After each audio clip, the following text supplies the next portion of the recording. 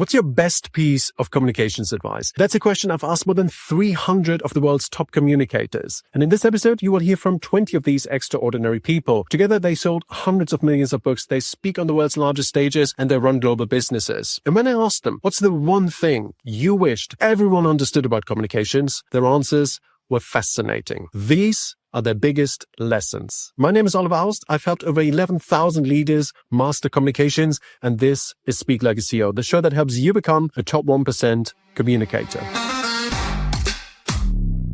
What's your best piece of communications advice? I think that would be to approach your audience humbly and realize that they are the hero of your story. So if your audience doesn't get what you're trying to convey, they don't understand your idea and walk out the room with it adopted, you lost. And so they're the hero of your idea. And so you need to think about the audience as the hero, and you're simply a moment in their life. You're a moment of time that's helping them get unstuck on the way to this new future that you're trying to drive them towards. So I think it flips your mindset. It flips your heart. It makes you understand I'm not the most important person in the room, but the audience is, and helping them understand clearly is the most important thing I think communicators should do. It flips the heart.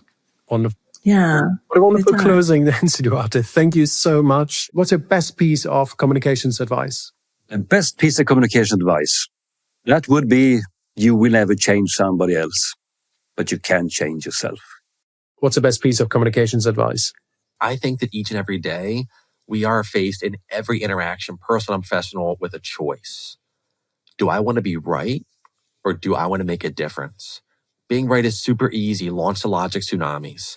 Making a difference, that's what persuasion is. And that's what the book offers you. An opportunity time after time after time to make a difference and ultimately get even more than you thought you ever could. I would say that speech to text instead of text to speech is what makes the biggest difference for people. But I would also tell people, with so much virtual communication today, I would say if you're on a Zoom call or a Teams call, don't get distracted by trying to read the Zoom. You can read a room, but you can't read a Zoom. Try not to base your confidence in this meeting on whether the people on the call look engaged, because on virtual, they don't. And I found that I kept looking over at the people on the call, trying to get that affirmation that I was being interesting, I was being engaging. And all it was doing was distracting me from the task at hand. And that was presenting the ideas that I had to present. So I closed all the video windows, basically treated them like the old style conference call. And I found my concentration on what I was doing, the task at hand, was much, much better. So good. I agree. We speak into the void and we love to get something back, but often it's just not there. And that's the medium, not the messenger. What's your best piece of communications advice? Our traditional closing question. Oh, that's like asking me to pick a favorite child. I think if you can channel your most calm self to be when you're in a high stakes situation is probably a really easy way for you to build trust quickly and for you to help co-regulate whoever you're dealing with. So if you can manage to find your own space of calm, you can often de-escalate or defang somebody else who's coming at you aggressively or, in a high stakes sort of a moment. And I think people underestimate the power that can have. Find your calm, confident self. And it's a skill as well, right? Absolutely. We can find it, but we also know how to bring it about. Yes. Any pointers for people, how you can find it? Yeah, so sometimes it's physically regulating yourself. So if you know that you've got a really big meeting or you're anxious about something, go do something physically that is going to help take some of that adrenaline out for you. So go lift weights, go for a run, do some yoga, sing a song, sing in the way to work in the car if you drive, go for a run. If it's not possible and you're, just going from meeting to meeting and you're already in a workplace, think about, are you warm enough? Do you have a drink? Like, what are the little animal creature comforts that you can do to make you just more comfortable in the day? You'll probably find that your communication really benefits from that. Yeah. So this is like just general overarching communication advice. Make a choice, make it bigger, keep it tidy. Okay, just 3 things. Make a choice. Like, make a decision. Yeah. Now, make it bigger. The choice that you've made, you didn't think big enough. They'll never see it. They're not seeing a billboard that big. like it's got to be 10 times that big. That message that you've constructed, that choice that you made, you didn't really choose there. I don't really know what you're saying. Yeah, so make it bigger. And now once you've made it bigger, here's what's going to happen. You're going to go, oh, but what about those people over there? They like a little bit of this. And, oh, I've got to balance that out with a little bit of this and a little. No, keep it tidy. Right. They're called target audience. Yeah. Do you have a story of a business or business leader who did this well? Yeah, I mean, look, a specific, there's so many that a specific story is hard to find. And then you start to, people will realize who I'm talking about. Let's just say that. Let's just say that. But ultimately, if you stick to this, every time you do it, you've got a mantra to judge yourself by, and you've got a format and a process to keep. Yeah. So I would say make a choice, make it bigger, keep it tidy will serve you incredibly well, not only in, simple communications, but broader, more brand communications as well. Hope that somewhat answers your question with me skirting round. My best piece of communications advice would be, just to completely understand the people that you're trying to communicate with, and not just understand them, understand their story world. What do they want? Why do they want it? Who are their heroes? Who are their villains? How do they talk? Really inhabit their perception of the story world, and you'll be able to appeal to them. My best piece of communication advice is to stop acting like everyone else expects you to be and be who you are at your best. The best piece of advice, no matter who you are or who you're talking to, translate your message so that your key points are delivered from their perspective. That will make the message relevant to them. They will pay attention. They will focus. So take a little bit of time and make your message relevant to them. Think about their perspective and how it impacts things they care about. My best piece of communication advice is to believe in yourself. I think it's just that simple, that believing that no matter what happens, there's going to be a good side. That when you relieve yourself of the expectation that there's not going to be pain involved, right? That you think, okay, it has to be perfect. It has to be exactly as I expect. I can't suffer through this at all. When you release yourself from that expectation and realize that you welcome the suffering, or at least the pain, you don't have to suffer from it, but welcoming in that challenge, then that's when you actually put on the best possible performance. My best piece of communication advice is before you go communicate, get really real with how you're feeling in that moment. I always have a little bit of time set aside at the start of a talk, maybe a minute, maybe 2. And I never decide what it is I'm going to say in that moment until I'm in the space in front of the people. Now, you can't always do this, but you can at least do it with yourself. You can at least drop in and say, okay, how am I feeling? How does it feel to be a part of this group of people? Because you're also a part of it. You're not just speaking to it. If you can do that, you will become present in the moment. There's nothing like presence. You notice this when people are not present. One of the ways this shows up is when someone's doing a talk or in front of a group and something chaotic is happening and they're not addressing it. They're just in robot mode and there's a baby screaming or there's a fire alarm or there's, a piece of technology is not working and they're just like pretending like everything's cool. You will lose an audience so quick because they know you're not here. We're here. Yeah. You're asking us to be here and listen to this and you're not here. So for me, that's the top thing. Every single time I get in front of a group, I think I need to drop in, need to speak to myself of like, what does it feel like to be here? What does it feel like to be part of this group? And then sometimes when it's appropriate, I'll even start with, okay, let me acknowledge how it feels to be here.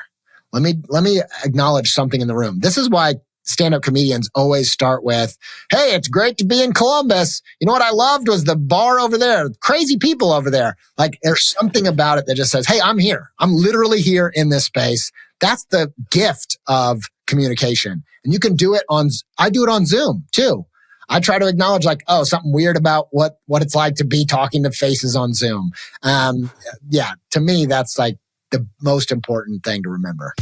90% of presentations are forgotten within a day, and even the best ideas get ignored. Over the last 20 years, I felt hundreds of leaders prepare for stages like TED and South by Southwest, and the difference is always the same. Top 1% communicators, they use a system, and this system is called the Perfect Presentation Planner. Download it now, it's free, link in the description. What's your best piece of communications advice? Decide in favor of yourself that you're going to become a master at communication. We're now part of a university that is springing up called University of Silicon Valley, and it's probably the fastest growing. 500 people regularly a month are joining in, and they said, look, we want to, in addition to teaching gaming and systems theory, all the stuff we know, would you teach these 4 things? And we're going to teach, first of all, how to speak, which is what you and I have been talking about, because every CEO, if you got to speak, right, and communicate effectively with stories. Number 2, how to think. Number 3, how to write. And then number 4, how to have human relations. How do we get along with each other? And right now, people are so biased that I can't talk to him or her because of blank. Well, blank could be anything. It could be political, it could be spiritual, it could be religious, it could be whatever, right? It could be color, it could be nonsense. We all want to be healthy. We all want to be happy. We all want to, at the right levels, you want to prosper, right? Some people are taught that anti-prosperity with socialism, fascism, and communism, which is dumbass squared as far as I'm concerned, because nothing times nothing equals nothing. You got to have a masterpiece. You got to have a master to have masterpiece. So what's your best piece of communications advice? I think transparency really is like how you differentiate for all of the reasons we've been able to talk about, from getting trust with employees, from getting everyone to row in the same direction. I also just think it's like the best thing to do. Like, I think like gatekeeping information doesn't really work in anyone's favor. We have dashboards that we look at as a leadership team that shows how much money we're spending, how much revenue we're generating. And those dashboards are available to everyone at the company. And I think that sets a precedent that, one, like we're all doing the same thing. We're all in this together. There's nothing being gatekept here. It makes them feel a part of the mission and the team. So I think that's really important. And then obviously we've talked about externally with investors and users. And I think people can see that level of transparency and how genuine it is. And so I think transparency is really like the biggest unlock for communication. It's such a shortcut to trust. I really admire how you do 2 things at the same time, being a creator, but also being a fantastic CEO. And I'm really impressed. I wasn't aware that 110 people are all over the globe. And what's your best piece of communications advice? I really do think pausing to tell people a little bit more information. If you're my boss and you're reaching out to me to set up a meeting and it's Friday and you're setting it for Monday at 9 a.m., write in the context of that meeting. Because if there's no context, I'm going to assume I'm getting fired on Monday morning. And so adding that piece of context can do a world of difference. But other times, things like when you're hiring someone or when you're delegating a project, tell that person why. So when you're hiring, well, this is what stood out from you in the hiring process, or delegating. This is something I saw in you that made me think about this opportunity. When you do that, you're providing context, and you're also massively increasing the care that person's going to bring to their work or any specific task or process. This is so important, right? We often jump to content of the message, but context comes before content. Thank you. Probably the best thing I would say is repeat. You know, we just do not repeat our core ideas enough. And, you know, songs have a chorus. You tell CEOs to repeat at least once a week, you know, where you're going, what your role is, why you're here. Like repeat. Yeah. I mean, I'm sure this is the same advice that everybody gives, which is the secret to communication is listening. The better you are at listening, the better you are at communicating. And so, you know, one of the things we often teach actors is we have them kind of, you know, memorize a script. So they've learned a script, and then focus entirely on the responses of the person as you're saying these words, and see how, based on their responses, the words come out of you different. Because you're able to focus on them, and then you're able to say the words differently. And what that means in a marketing sense is you don't necessarily have to change your message all the time. You don't necessarily need to change what you're saying, But the more you listen to your audience, the more that you can say it in a way that fits the moment. And so really, really, really good communicators are as close as possible to their audience. And that comes from listening, which comes from suspending judgments, being curious, and leaning into what is unique about every person that you talk to. I would say this: do your very best to try to always declare your intent. Declare your intent in front of your communication. So, that means that you share not only the what you're doing, but especially the why. Always give the why behind the what. I learned this so well from Doug Conant, the former CEO of Campbell Soup Company. And he took him from, bottom 10% in engagement to top 10% of engagement. So a complete turnaround in the culture, a complete turnaround in their financial performance from the bottom quartile to the top quartile. So the culture, the performance turned around. He said the key practice was he would declare his intent up front of any communication with any stakeholder, with his employees, with his partners, with his customers. If you did it up front, if you declare your intent, and by the way, when you're on the other side of the equation, start by assuming positive intent until proven otherwise, you'll find that your communication will be interpreted differently. Because when you don't declare intent, people often ascribe intent to you.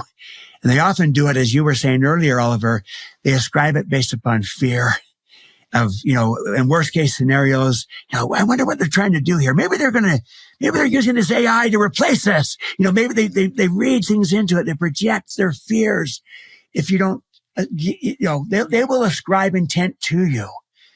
And at best, they'll be guessing your intent. My rule, no guessing. Don't have people guessing your intent. Declare it. Be open. Be transparent. So I've just learned in any communication, whether it be with a one-on-one and an employee that you need to give feedback to, declare your intent. So you might come in and say, hey, my intent here is to help you succeed.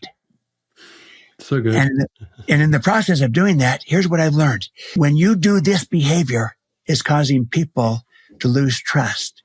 So I would recommend, don't make a commitment to someone unless you're going to keep it. Because when you make a commitment and break it, people lose trust. But having declared my intent up front, my intent is to help you succeed.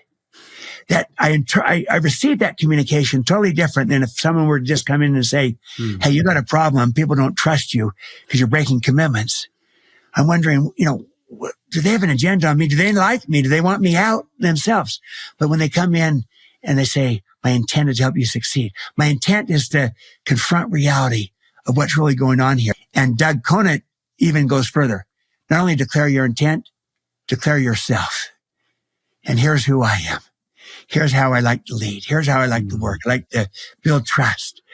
I like to help everyone achieve mutual benefit, win-win. Here's who I am. I'm taking the mystery out of the relationship.